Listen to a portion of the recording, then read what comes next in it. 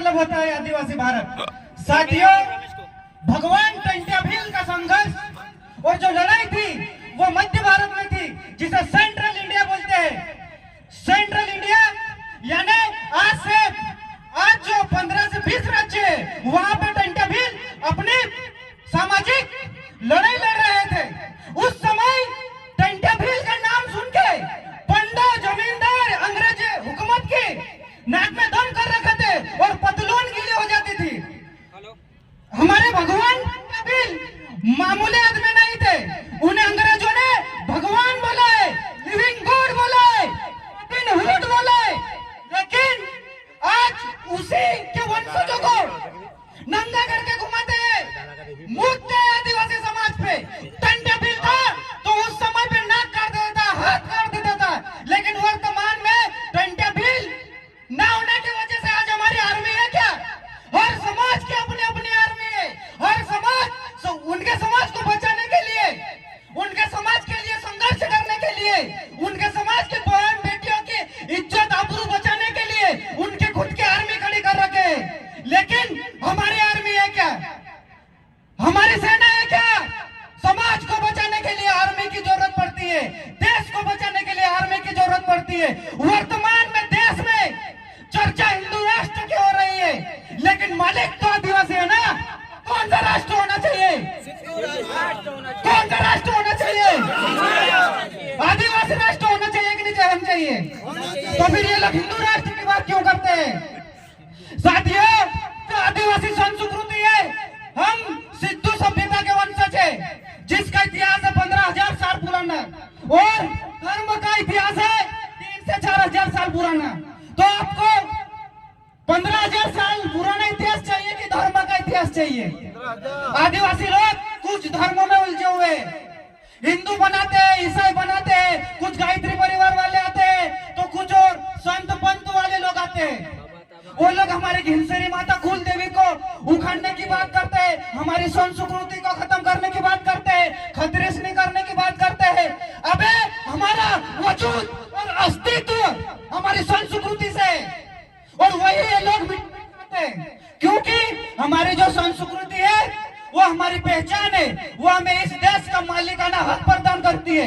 यदि हमारी संस्कृति बचेगी तो हमारी सभ्यता बचेगी, और सभ्यता बचेगी तो आदिवासी अस्तित्व बचेगा, और आदिवासी अस्तित्व बचेगा तो हमारा सामाजिक अस्तित्व बचेगा और सामाजिक अधिकार बचेंगे। हम 5वीं और 6ठी अनुसूची की बात करते हैं। जो 5वीं अनुसूची 10 राज्य में है और 6ठी अनुसूची 4 राज्य में है, टोटल 14 राज्य हुए। ये लोग हमारी जनसंख्या को कम बताते हैं। क्या हमारी जनसंख्या कम है क्या? 5वीं और 6ठी अनुसूची मिलाकर 14 राज्य हुए, और बाकी दूसरे स्टेट में भी हमारे लोग रहते हैं। ये लोग हमारी जनसंख्या को काउंट ही नहीं करते, क्योंकि हम इस देश के मालिक हैं, और अभी हम हमारे मालिकाना हक मांग रहे हैं। तो ये लोग अभी जनगणना ही नहीं कर रहे। 2021 में जनगणना होने वाली थी, और ये लोग अभी 2021 में जनगणना नहीं कर रहे। हमको धर्म की बात नहीं करना है, धर्म तो अभी 3,000 साल पुराना है, लेकिन हमारी जो अस्तित्व है, हमारा जो सिद्धू सभ्यता का अस्तित्व है, जो सिद्धू घाटी सभ्यता है, जो मोहनजोदड़ो, हड़प्पा, कालीबंगा, वहां पे जो अवशेष मिले, जो भाषा मिली है, जो मूर्तियां मिली है, वो हमारी है। वहां का जो डीएनए मिला है, मोहनजोदड़ो को मृतकों का टीका बोलते हैं, वहां पे जो हड्डियां मिली है उसका डीएनए आदिवासियों से मैच करता है, दूसरे लोगों से मैच नहीं करता है। हम वास्तविक में और सच्चे इस देश के भूमाला के, इसलिए अपना आखा काचे आदिवासी करता लड़ाई लड़ना पड़से। यदि हम आदिवासी के लिए लड़ाई लड़ सुने, अपनी एक आर्मी रहेगी तो भी हम लड़ पाएंगे। क्योंकि जब अंग्रेजों के समय टंट्या भील, बिरसा मुंडा, राघोजी भांगरे, बिरजू नायक, खाजा नायक सभी क्रांतिकारी लड़े, तो उस समय उनकी खुद की आर्मी थी। लेकिन आज हमारी आर्मी नहीं है।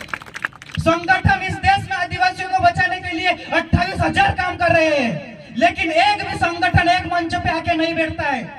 करीबन 700 से करीबन हमारी जनजातियां है, वो भी एक मंच पे नहीं आ रही है। क्या कारण हो सकता है? इसको भी हमें जानना पड़ेगा। इसलिए सतीश पेंडम दादा और तमाम क्रांतिकारियों की विचारधारा के थ्रू मिशन को चला रहे हैं। ये मिशन सामाजिक शिक्षा दीक्षा और कैडर्स को संचालित करता है। समाज की जो वास्तविक जानकारी है उसे हमें समाज के बीच में जाके समाज को बताना होगा। हमारा दुश्मन कौन है और हमारा भाई कौन है। हम हमारे दुश्मन और भाई को ही नहीं पहचान पाएंगे तो हम बचेंगे क्या? युद्ध के मैदान में अपने को अगरबत्ती नहीं जलानी है, युद्ध के मैदान में लड़ना है। तो युद्ध के मैदान में लड़ने से पहले अपनों का तैयार रहना पड़से। भगवान टंट्या भील बोलते हैं जिस समाज में लोग लड़ने और मरने के लिए तैयार हो जाते हैं वो समाज कभी मरता नहीं है। अपनों का मरने करता समाज तैयार करना पड़ेगा। समाज के लिए जब तक हम कुर्बानी नहीं देंगे, समाज के लिए जब तक हम आहुति नहीं देंगे, तब तक हमारा समाज का पुनर्निर्माण पुनर्स्थापना नहीं हो सकता है। हमारा समाज एक समय बन गया था, लेकिन आज हमारा समाज बहुत सारी जनजातियों में, उपजातियों में, जातियों में बटा हुआ है। इस समाज को एक मंच पर लाने के लिए हमें एक आर्मी की जरूरत है और हमारे दुश्मन से लड़ने के लिए भी आर्मी की जरूरत है। मैं इसलिए आर्मी की बात कर रहा हूँ क्योंकि इस देश में हर कोई अपने अपने समाज के लिए संघर्ष कर रहा है। आप वर्तमान की स्थिति को देख रहे होंगे, किस तरह से आदिवासी को मारा जा रहा है। अपने जो संवैधानिक अधिकार की बात करते हैं अपन, 5th शेड्यूल 6th शेड्यूल की अनुच्छेद 13(3) का 19(5)(6) ये चीजें भी लागू है क्या? लागू है क्या? नहीं लागू है ना। इसलिए हमें संविधान की तो बात करना ही है, लेकिन साथ में आदिवासियत की बात करना है, मालिकियत की बात करना है, सिंधु राष्ट्र की बात करना है, सांस्कृतिक भारत की बात करना है। क्योंकि ये धार्मिक भारत नहीं है, क्योंकि ये आदिवासियों का अस्तित्व ये देश से जुड़ा हुआ है। आदिवासी ना देश के मालिक है। कुछ लोग बोलते हैं आदिवासी को जनजाति और वनवासी, लेकिन ये लोग आदिवासी को आदिवासी इसलिए नहीं बोलते हैं क्योंकि आदि का मतलब होता है अनंत और वासी का मतलब होता है रहने वाला। इस देश में जब धर्म और भगवान नहीं पैदा हुआ था, ना कोई संत आया था, ना कोई पंडित आया था, ना कोई पादरी आया था, किसी भी धर्म की उत्पत्ति नहीं हुई थी, कोई सा भी बाहरी आक्रमणकारी इस देश में नहीं आया था। उससे भी पहले से आदिवासी इस देश में निवास करते हैं। इसलिए ये आदिवासी शब्द को मिटाना चाहते हैं।